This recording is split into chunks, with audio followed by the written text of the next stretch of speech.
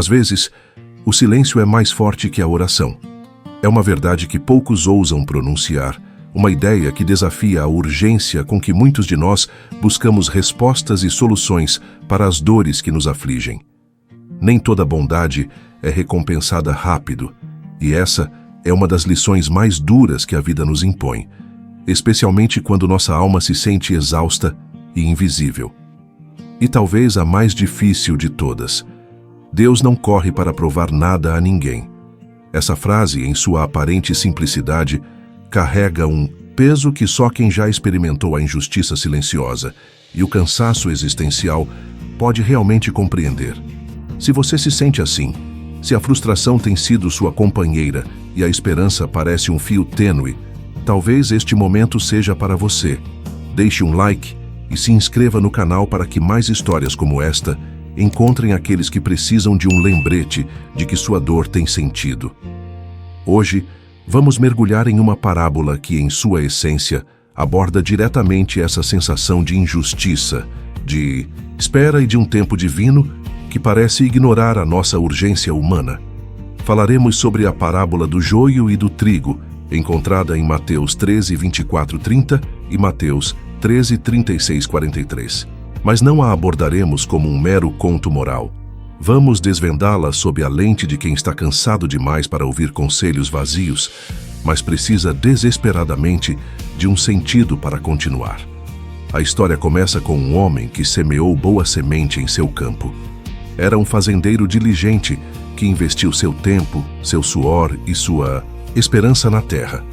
Ele plantou trigo esperando uma colheita farta e nutritiva.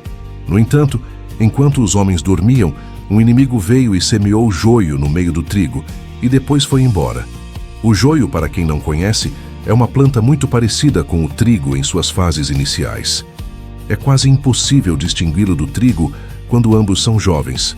Somente mais tarde, quando as espigas começam a amadurecer, é que a diferença se torna gritante. O trigo produz grãos nutritivos, enquanto o joio produz sementes estéreis, tóxicas, que podem até causar doenças se consumidas. Quando as plantas cresceram e começaram a produzir grãos, os servos do fazendeiro notaram algo estranho. Havia joio misturado ao trigo. Eles, indignados e preocupados, foram até o seu senhor e perguntaram: Senhor, não semeaste boa semente no teu campo? De onde vem então o joio? A resposta do fazendeiro foi direta e reveladora. Um inimigo fez isso. E então, os servos, com a boa intenção de resolver o problema, perguntaram: Queres que vamos e o arranquemos? A resposta do fazendeiro, contraintuitiva para a mente humana, foi: Não, para que, ao arrancar o joio, não arranqueis também o trigo com ele. Deixai-os crescer juntos até a ceifa. E, por ocasião da ceifa, direi aos ceifeiros: Colhei primeiro o joio e atai-o em molhos para o queimar, mas o trigo ajuntai-o no meu celeiro. Essa parábola, em sua simplicidade narrativa, é um espelho para a alma de quem se sente exausto pela injustiça. Quantas vezes em nossa própria vida semeamos boa semente? Dedicamos nosso tempo, nossa energia, nossa lealdade a um trabalho, a um relacionamento, a um projeto, esperando colher frutos de paz, reconhecimento, prosperidade. No entanto, de repente, percebemos que, junto com o que plantamos com tanto esmero, cresceram elementos tóxicos, pessoas mal intencionadas, situações injustas que parecem minar todo o nosso esforço. É o joio que surge no meio do nosso trigo. A frustração silenciosa que muitos de nós carregamos nasce justamente dessa constatação.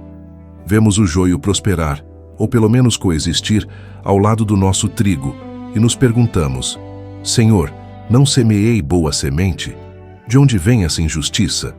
A sensação de invisibilidade se aprofunda quando o joio, que parece tão similar ao trigo para os olhos desatentos, recebe a mesma luz, a mesma água, enquanto nós, o trigo, nos desgastamos tentando manter nossa integridade, nossa verdade. O desejo humano, imediato e compreensível, é arrancar o joio. Queremos justiça agora. Queremos ver a maldade ser exposta, a injustiça ser corrigida, o erro ser punido. Nossos servos internos, essa parte de nós que busca ordem e retribuição, gritam: queres que vamos e o arranquemos? Queremos intervir, queremos consertar, queremos impor a nossa própria justiça, porque a espera é dolorosa. O cansaço existencial nos faz desejar um fim rápido para a contenda, uma resolução imediata para a dor. Mas a parábola nos apresenta uma perspectiva radicalmente diferente. O fazendeiro que representa Deus diz não. E a razão é crucial, para que ao arrancar o joio, não arranqueis também o trigo com ele. Aqui reside uma das mais profundas lições para quem está exausto. A intervenção humana, apressada e muitas vezes movida pela dor ou pela raiva, tem o potencial de causar mais dano do que bem. Na tentativa de arrancar a injustiça, podemos acabar arrancando a esperança, a fé, a própria alma que tentamos preservar. Podemos, em nossa pressa por justiça, destruir o que é bom, o que é puro, o que é verdadeiro em nós e ao nosso redor. Essa demora de Deus não é inação, não é indiferença, é sabedoria. É um reconhecimento de que o processo de separação entre o joio e o trigo é delicado, complexo e exige um tempo que a nossa mente limitada muitas vezes não compreende. A vida, em sua complexidade, não é um campo onde as coisas são sempre óbvias.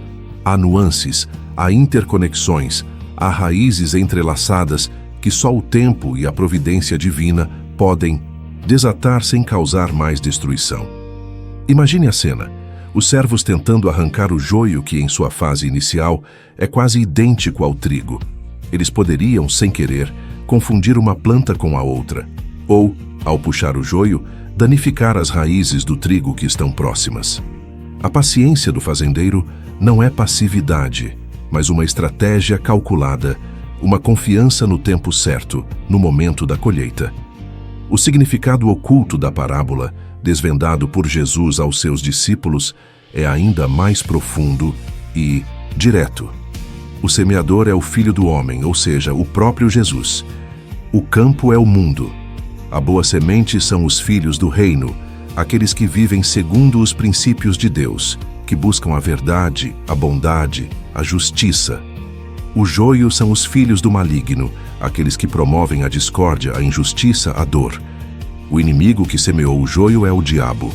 A ceifa é o fim dos tempos, e os ceifeiros são os anjos.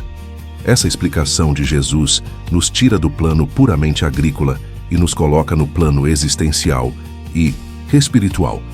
O mundo em que vivemos é um campo misturado. Sempre haverá joio ao lado do trigo. Pessoas bem-intencionadas e mal-intencionadas. Situações justas e injustas.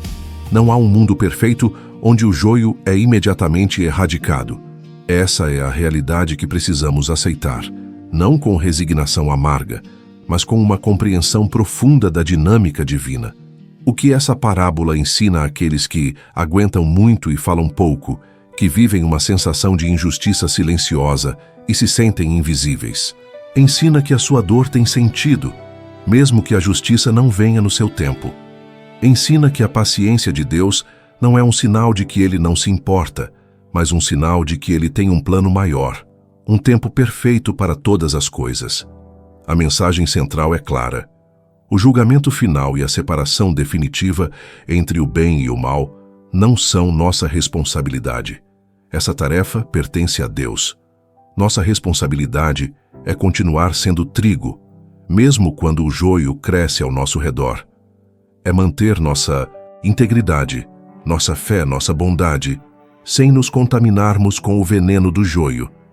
É viver nossa verdade, mesmo quando ela parece invisível para os outros. Para a vida moderna, essa parábola oferece aplicações práticas e libertadoras. Quantas vezes nos desgastamos tentando arrancar o joio em nossos ambientes de trabalho, em nossas famílias, em nossas comunidades? Tentamos expor a fofoca, a hipocrisia, a malícia, a injustiça.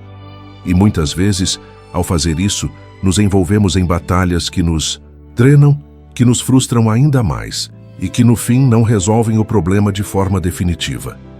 A parábola nos convida a uma postura de resiliência e confiança. Em vez de focar na erradicação do joio, uma tarefa que não nos pertence e que pode nos exaurir, devemos focar em fortalecer nosso próprio trigo. Isso significa investir em nossa paz interior, em nossa fé, em nossos valores.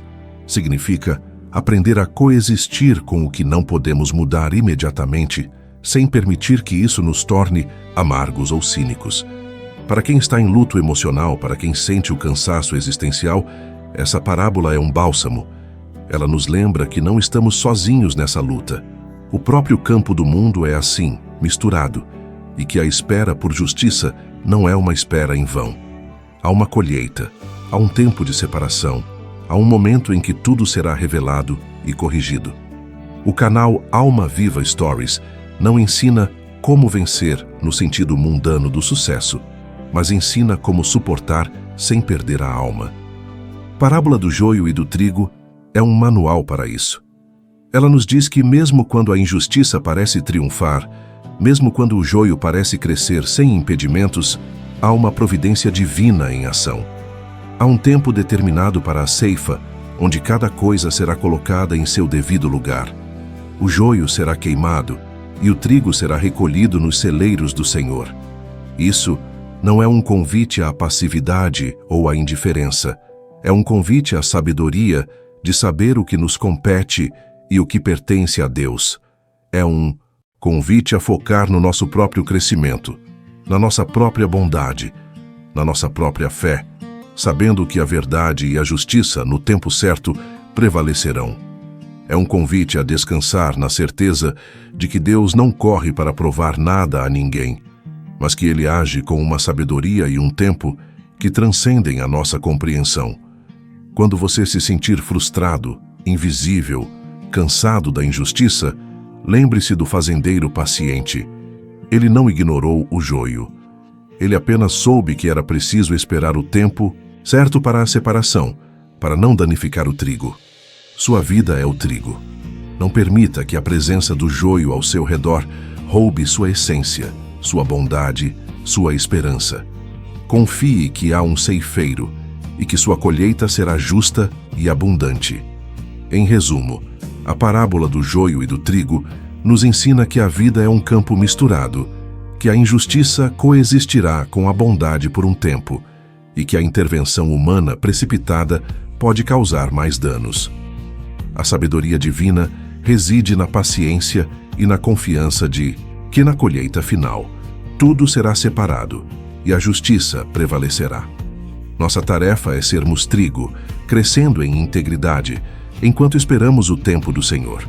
Sua dor tem sentido e sua paciência é uma semente de fé que será recompensada.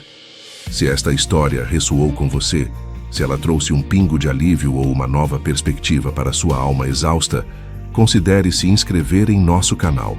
Assim, você não perderá as próximas histórias que, como esta, buscam oferecer sentido e compreensão para quem está cansado demais para ouvir conselhos, mas precisa lembrar que não está sozinho. Deixe seu like e compartilhe com alguém que também precisa ouvir que sua dor tem um propósito.